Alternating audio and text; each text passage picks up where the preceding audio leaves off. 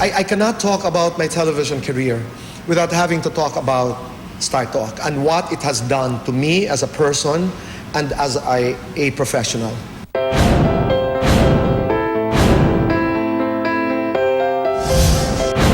Sa 2 dekadang pamamayagpag ng Star Talk bilang showbiz authority, may mga host na umalis at dumating sa programa. Kasama sa unang broadcast ng palabas noong 1995, ang host at talent manager na si Boy Abunda. Taong 1999, nawala si Boy sa programa, ngunit lingid sa kaalaman ng publiko na natili sa puso ng King of Talk, ang Star Talk, at nagpatuloy ang magandang samahan sa pagitan nito at ng mga tao sa likod ng palabas. I did some of my toughest interviews on Star Talk.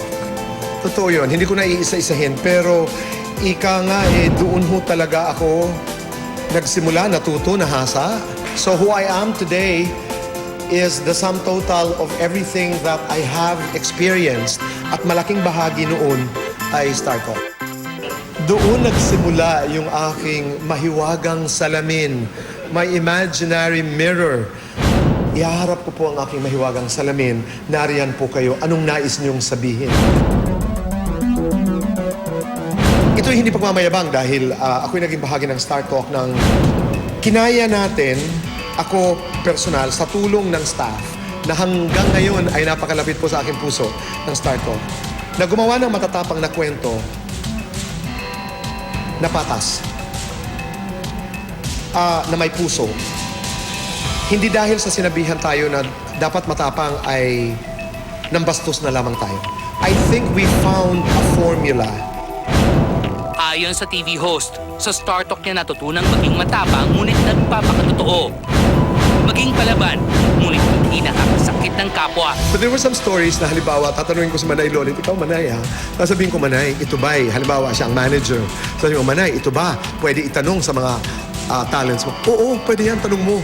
Pagdadating ko naman sa floor at itatanong ko. You know, may mga ganon. Manay kasi treasures relationships.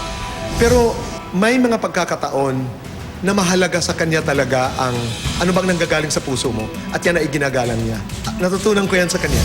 To this very day, that's why we have remained very good friends dahil sa mga prinsipyo yun. We're not saying we are the best people. I'm not saying we are perfect. We're not saying we have the perfect friendship. Can you imagine 20 years, hindi na bago yun? May mga bagay na hindi nababago.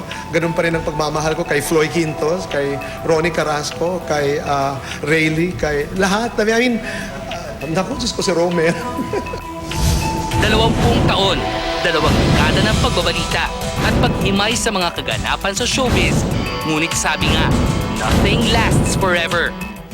Hindi ko lang dinaanan to naging bahagi ng buhay. Hindi ko lang po, hindi ko naging trabaho ang Star Talk. Ginawa ko pong palabas na ito at a time when I didn't know what I was doing. Tatanggapin ko po yun. I was learning the ropes. I was learning the tricks of the trade, ika nga. I was learning how to do interviews.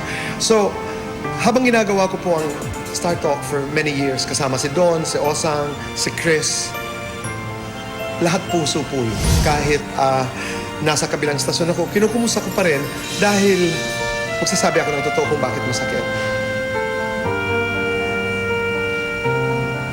Ang sakit-sakit po, isipin na mawawala na po ang Star Talk. It's painful. Nasasaktan po ako.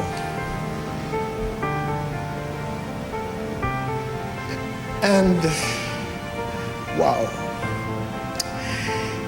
It's going to take a while. It's going to take a long time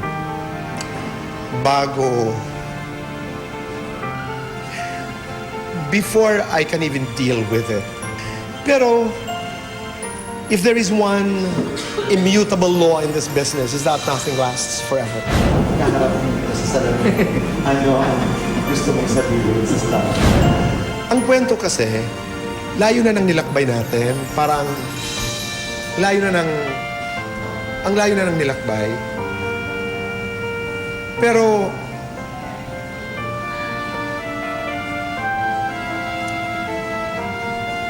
hindi talaga pwedeng matanggal sa puso ko kung gaano kahalaga ang ang Star Talk. Kasi, hindi ko lang dinaanan to eh. Naging bahagi ng buhay. Maraming salamat. Ayoko naman umiyak.